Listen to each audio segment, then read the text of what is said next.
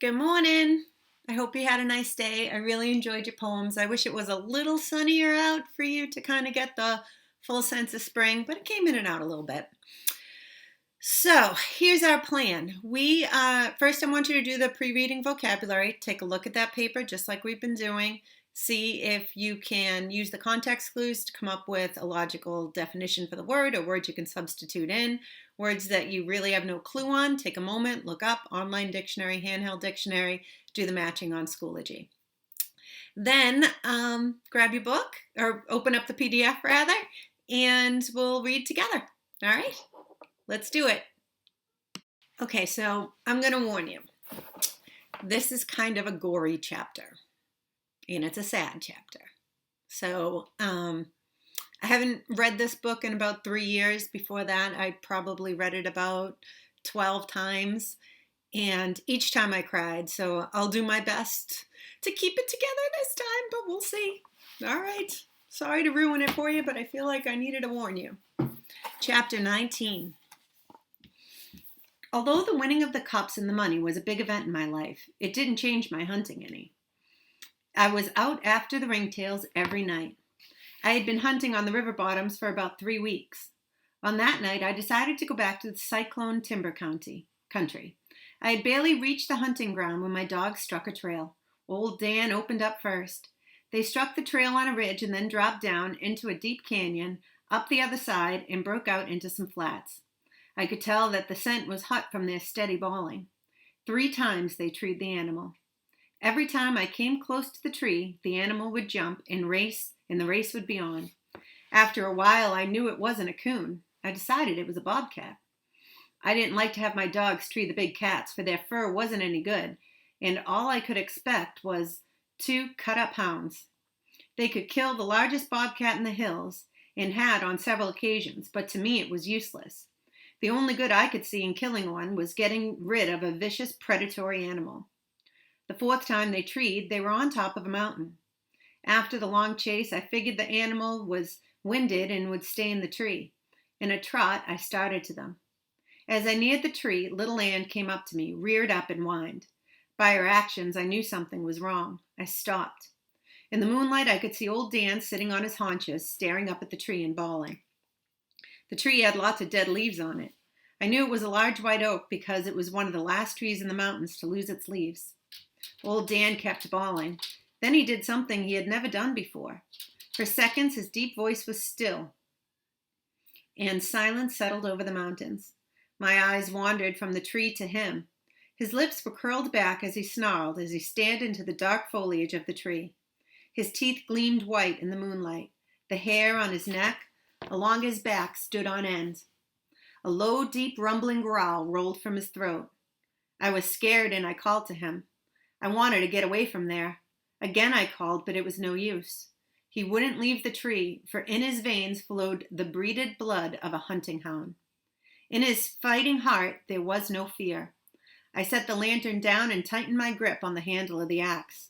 Slowly I started walking toward him. I thought, if I can get close enough to him, I can grab his collar. I kept my eyes on the tree as I edged forward. Little Ann stayed by my side. She, too, was watching the tree. So we're asking ourselves, what is in this tree? Then I saw them, 2 burning yellow eyes, staring at me from the shadowy foliage of the tree. I stopped, petrified with fear. The deep bang of old Dan stopped, and again the silence closed in. I stared back at the unblinking eyes. I could make out the bulk of a large animal crouched on a huge branch close to the trunk of the tree. Then it moved. I heard the scratch of razor-sharp claws on the bark. It stood up and moved out of the shadows onto the limb. I saw it clearly as I passed between the moon and me. I knew what it was. It was the devil cat of the Ozarks, the mountain lion. The silence was shattered by one long, loud bawl from old Dan. I'd never heard my dog bawl like that. It was different. In his voice rang out over the mountains, loud and clear. The vibration of the deep tones rolled in the silence of the frosty night on and on, out over the flats, down in the canyons, and died away in the rim rocks, like the cry of a lost soul. Old Dan had voiced his challenge to the devil cat. The last time we had seen a mountain lion was when he was coming home from picking up the dogs at the depot. Remember, he'd built a fire and was throwing rocks trying to scare it away, and he was afraid of it. So I talked then about that was some foreshadowing, and this is the moment it was foreshadowing. There was a low cough and a deep growl from the lion. I saw him crouch. I knew what was coming. My hands felt hot and sweaty on the smooth ash handle of the axe. With a blood-curdling scream, he sprang from the tree with claws outspread and long yellow fangs bared. Old Dan didn't wait. Rearing up on his hind legs, he met the lion in the air. The heavy weight bowled him over and over. He wound up in a fallen treetop. The impact of the two bodies threw the lion off balance. Little Ann darted in. Her aim was true. I heard the snap of her steel-trapped jaws as they closed on his throat. With a squall of pain and rage, the big cat rolled over on his side, dragging little Ann with him. His right paw reached out and curved over her shoulder. Sinews tightened, and razor-sharp claws dug inward. Sinews are like the tendons that connect the muscles to the bone. With a cry of pain, she loosened her hold. I saw the blood squirting from the deep wound in her shoulder. She ignored it and bored back into the fight. Old Dan, stunned for an instant from the impact of the lion's body, fought his way from the treetop. Bawling the cry of the damned, he charged back in. I went berserk and charged into the fight. There in the flinty hills of the Ozarks, I fought for the lives of my dogs. I fought with the only weapon I had, the sharp cutting blade of a double-bitted axe. Screaming like a madman with tears running down my face, I hacked and chopped at the big snarling mountain cat. Once feeling the bite of the sharp blade, the devil cat turned on me. His yellow slitted eyes burned with hate. The long, lithe body dipped low to the ground. The shoulder muscles knotted and bulged. I tried to jump back, but my foot slipped and I dropped to my knees. I knew I was trapped. With a terrifying scream, he sprang. I never saw my dogs when they got between the lion and me, but they were there. Side by side, they rose up from the ground as one. They sailed into those jaws of death, their small red bodies taking the ripping, slashing claws meant for me. I screamed and charged back into the fight, swinging my axe, but I was careful not to hit one of my dogs. The battle raged on, down the side of the mountain, over the huckleberry bushes, fallen logs and rocks. It was a rolling, tumbling mass of fighting fury. I was in the middle of it all, falling, screaming, crying, and hacking away at every opportunity. I'd cut the big cat several times. Blood showed red on the bit of the axe. But as yet, I had not gotten in the fatal lick. I knew it had to be soon, for my dogs were no match against the razor-sharp claws and the long yellow fangs. The screams of the big cat and the deep bellowing voices of my dogs echoed through the mountains as if the demons of hell had been turned loose. Down the side of the mountain, the terrible fight went on, down to the very bottom of the canyon. The big cat had old Dan by the throat. I knew he was speaking to the all-important vein, the jugular. At the pitiful bawl of old Dan, little Ann, throwing caution to the wind, ran in and sank her teeth into the lion's tough neck. With her claws digging into the mountain soil, she braced herself and started pulling. The muscles in her small legs knotted and quivered. She was trying hard to pull the devil cat's fangs from the throat of old Dan. In the rays of the bright Ozark moon, I could see clearly. For an instant, I saw the broad back of the big cat. I saw the knotty bulge of steel-bound muscle, the piston-like jerk of the deadly hind claws trying for the downward stroke that could disembowel a dog. Raising the axe high over my head, I brought it down with all the strength in my body. My aim was true. Behind the shoulders and the broad, muscular back, the heavy blade sank with a sickening sound. The keen edge cleaved through the tough skin. It seemed to hiss as it sliced its way through the bone and gristle. I left the axe where it was, sunk to the eye of the back of the devil cat. He loosened his hold on the throat of old Dan. With a scream of pain, he reared up on his hind legs and started pawing the air. Little Ann dangled from his neck, still holding on. Her eyes were shut tight, and her small feet were digging and clawing at the body. Old Dan, spewing blood from a dozen wounds, leaped high in the air. His long, red body sailed in between the outspread paws of the lion. I heard the snap of his powerful jaws as they closed on the throat. The big cat screamed again. Blood gurgled and sprayed. Sorry, this is gross. In a bright red mist, it rained out over the underbrush and rattled like sleet on the white oak leaves. In a boxer's stance, he stood and clawed the air. His slitted eyes turned green with hate. He seemed to be unaware of the two hounds hanging from his body and kept staring at me. I stood in a trance and stared back at the ghastly scene. The breath of life was slowly leaving him. He was dying on his feet, but refusing to go down. My axe handle struck straight out from his back, blood gushing from the mortal wound glistening in the moonlight. A shudder ran through his body. He tried once again to scream. Blood gurgled in his throat. It was the end of the trail for the scourge of the mountains. No more would he scream his challenge from the rim rocks to the valley below. The small, harmless calves and the young colts would be safe from his silent stalk. He fell toward me.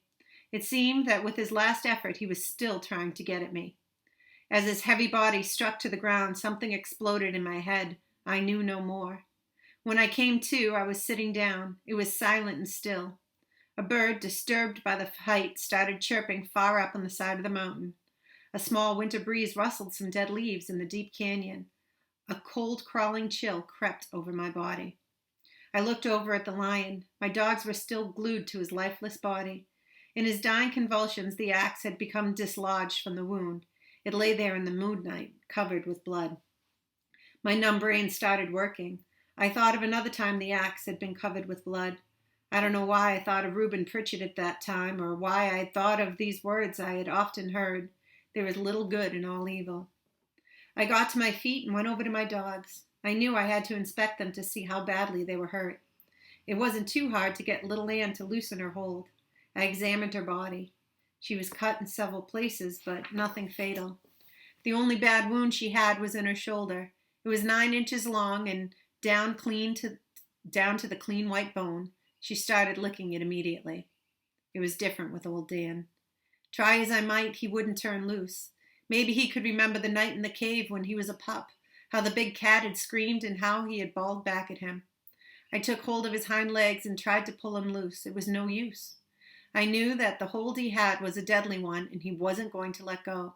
So I tried to tell him that it was all over, that the lion was dead, to turn loose as I wanted to see how badly he was hurt. He couldn't understand and wouldn't even open his eyes. He was determined to hold on until the body turned cold and stiff. With my axe handle, I pried apart his locked jaws.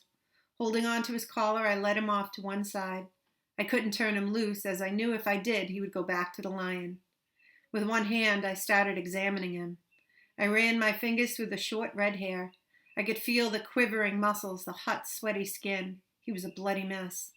His long, velvety ears were shredded. His entire body was a mass of deep, raw, red wounds. On both sides of his rib carriage, the sharp claws had laid the flesh open to the bone. His friendly face was pitiful to see. A razor-sharp claw had ripped down on an angle across his right eye. It was swollen shut. I wondered if he would ever see from that eye again.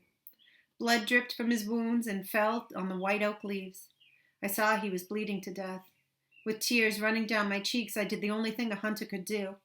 I raked the leaves away and let his blood drip onto the black mountain soil. Mixing it into the mud, I worked it into his wounds to stop the flow of blood.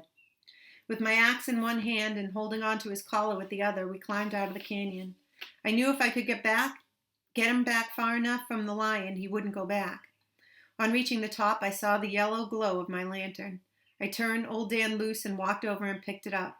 Not knowing exactly where I was, I looked down out of the mountains to get my bearings. Beyond the foothills and fields, I could see the long, white, crooked line of steam marking the river's course. Following the snake-like pattern with my eyes, in no time I knew exactly where I was, for I knew every bend in the river. Anxious to get home so I could take care of my dogs, I turned to call to them. Little Ann was close by. She was sitting down, licking at the wound in her shoulder. I saw the shadowy form of old Dan sniffing around the tree where the lion had been treed. As I stood and watched him in the moonlight, my heart swelled with pride. Wounded though he was, he wanted to make sure there were no more lions around. I called to him. In a stiff-legged trot, he came to me. I caught hold of his collar and gave him another inspection. In the lantern light, I could see the mud-caked wounds clearly. The bleeding had almost stopped. I felt much better. Little Ann came over. I knelt down and put my arms around them. I knew if it hadn't been for their loyalty and unselfish courage, I would have probably been killed by the slashing claws of the devil cat. I don't know how I'll ever pay you back for what you've done, I said, but I'll never forget it. Getting up close, I said, come on, let's go home so I can take care of those wounds. I hadn't gone far when I heard a cry. At first, I thought it was a bird or a nighthawk.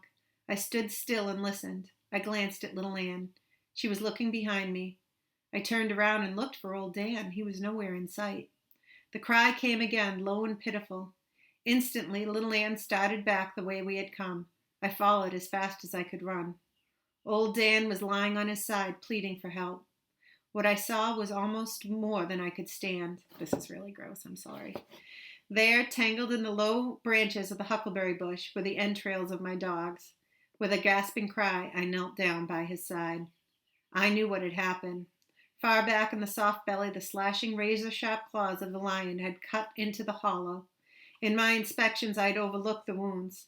His entrails had worked out and had become entangled in the bush. The forward motion of his body had done the rest. He whimpered as I laid my hand on his head. A warm red tongue flicked out at it. With tears in my eyes, I started talking to him. Hang on, boy, I said, everything will be all right. I'll take care of you. With trembling hands, I unrowed the entrails from the bush. It's like his intestines. I'm sorry, that's so gross. With my handkerchief, I wiped away the gravel, leaves, and pine needles. With fingers that shook, I worked the entrails back into the wound. Knowing I couldn't carry him and the axe and the lantern, I stuck the axe deep in the side of a white oak tree. I blew out the lantern and hung the handle over the other blade. I wrapped my dog in my old sheepskin coat and hurried for home. Arriving home, I awakened my mother and father. Together, we doctored the dogs. Old Dan was taken care of first. Very gently, Mama worked the entrails out in a pan of warm, soapy water, washed them clean of the pine needles and leaves and grit. If I only knew what I was doing, Mama said as she worked, I'd feel better. With gentle hands, she worked the entrails back through the opening. The wound was sewn up and bandaged with a clean white cloth. Little Ann wasn't hard to doctor. I held her head while Mama cleaned her wounds with peroxide. Feeling the bite of the strong liquid, she whined and licked at my hands. It's all right, little girl, I said. You'll be well in no time. I opened the door and watched as she limped off to the doghouse. Hearing a whimper, I turned around. There in the doorway to the room stood my sisters. All right, I'm going to stop crying now. This is sad. All right, stop. I could tell by the looks on their faces that they had been watching for some time. They looked pitiful standing there in their long white gowns. I felt sorry for them. Will little Ann be all right? My oldest sister asked. Yes, I said. She'll be all right. She had one bad wound, and we've taken care of that. Old Dan's hurt bad, isn't he? She said. I nodded my head. How bad is it? She asked. It's bad, I said. He was cut wide open. They all started crying. Now here, Mama said, going over. You girls get back in bed. You'll take a death of cold being up like this in your bare feet. Mommy, the little one said, God won't let old Dan die, will he? I don't think so, honey, Mama said. Now go off to bed. They turned and walked slowly back to their room. The way your dogs are cut up, Papa said. It must have been a terrible fight. It was, Papa, I said. I never saw anything like it. Little Ann wouldn't have fought the lion if it hadn't been for old Dan. All she was doing was helping him. He wouldn't quit. He just stayed right there, in there till the end. I even had to pry his jaws loose from the lion's throat after the lion was dead. Glancing at old Dan, Papa said, It's in his blood, Billy. He's a hunting hound. And the best one I ever saw. He has only two loves, you and hunting. That's all he knows. If it hadn't been for them, Papa, I said, I probably wouldn't be here now. What do you mean, Mama said, you wouldn't be here now? I told him how the lion had leaped at me and how my dogs had gotten between him and me. They were so close together, I said. When they came up off the ground, they looked just like one. There was a moaning sigh from Mama. She covered her face with her hands and started crying. I don't know, she sobbed. I just don't know. To think how close you came to being killed. I don't think I can stand anymore. Now, Papa said as he walked over to put his arms around her. Don't go all to pieces. It's all over. Let's be thankful and do our best for old Dan. Do you think he'll die, Papa? I asked. I don't know, Billy, Papa said, shaking his head. He's lost an awful lot of blood, and he's a mighty sick dog. All we can do now is wait and see. Our wait wasn't long.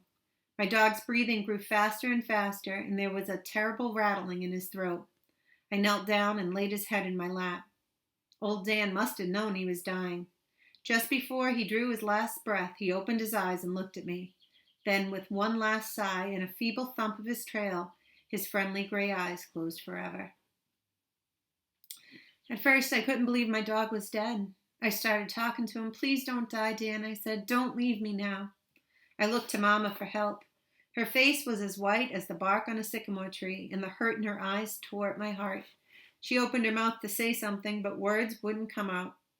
Feeling as cold as an Arctic wind, I got up and stumbled to a chair. Mama came over and said something. Her words were only a murmur in my ears. Very gently, Papa picked old Dan up in his arms and carried him out to the porch. When he came back in the house, he said, "Well, we did all we could, but I guess it wasn't enough." So this is a really long chapter, so it's also really sad. So I'm going to break it up into two. So let's stop there for now. And we'll finish the book tomorrow because chapter 20 is really short. All right. Sorry, old Dan is dead. Little Anne's alive. We'll see how that ends too. All right. I miss you guys. Sorry to bum you out. Get out and enjoy the rest of your day, and I'll talk to you tomorrow. Bye.